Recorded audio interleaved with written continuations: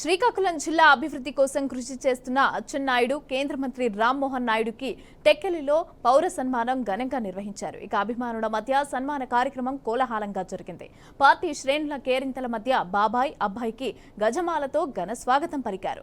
రాష్ట్ర అభివృద్ధికి కృషి చేయడంతో పాటుగా ఉత్తరాంధ్ర ప్రజల ఆకాంక్షలు నెరవేర్చడమే తమ లక్ష్యమని ప్రజలకు వారిద్దరూ కూడా హామీ ఇచ్చారు. ఇక ప్రజలు పార్టీ కార్యకర్తల ప్రేమాభిమానాలు కూడా వెలకట్టలేనివని, సంక్షేమం అలాగే అభివృద్ధి కార్యక్రమాలతో ప్రజల రుణం తీర్చుకుంటామని బాబాయ్ అబ్బాయి ప్రజలకు మాట ఇచ్చారు.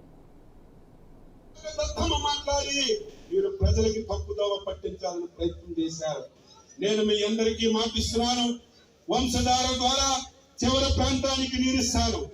ఏవైతే లిఫ్ట్ ఇరిగేషన్స్ ఉన్నాయో, ఈ రోజు పాలించినోడు దొంగ అయితే కింద వాళ్ళు ఎలా ఉంటారు? జగన్మోహన్ రెడ్డి పెద్ద దొంగ అయితే కింద ఉన్న వాళ్ళకి ఏది దొరక్క లిఫ్ట్ ఇరిగేషన్ ట్రాన్స్ఫార్మర్ దొంగలాడిస్తారు, అందులో ఉన్న వైర్లు దొంగలాడిస్తారు, డీజిల్ దొంగలాడిస్తారు. ఈ రోజు 8 లిఫ్ట్ ఇరిగేషన్లకి ఈ రోజు ఆన్ చేయాలంటే ట్రాన్స్ఫార్మర్ లేవు, ఫీజులు లేవు. నేను మంత్రిగా బాధ్యతలు చేపట్టిన తర్వాత 90 లక్షల రూపాయల మంజూరు చేశారు. టెండర్లు పిలిపించారు. రేపు 21 టెండర్లు ఓపెన్ చేస్తారు. ఈ నెలాఖరికి ఈ జిల్లాలో ఏవైతే ఆగిపోయిన లిఫ్ట్ ఇరిగేషన్లన్నీ మళ్ళీ మనం ఆన్ చేస్తాం.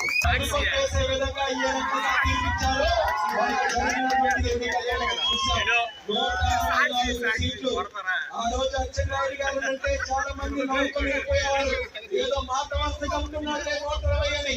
ఆయన గ్రహించాడు, రాష్ట్రంలో పరిస్థితులను గ్రహించాడు. పేదవాడు, సామాన్యుడు, వాళ్ళు అనుకుంటున్నటువంటి బాధ, వాళ్ళలో ఉన్నటువంటి ఆ భావం ఆయన గ్రహించి ఇలాంటి ప్రభుత్వాన్ని ప్రజలు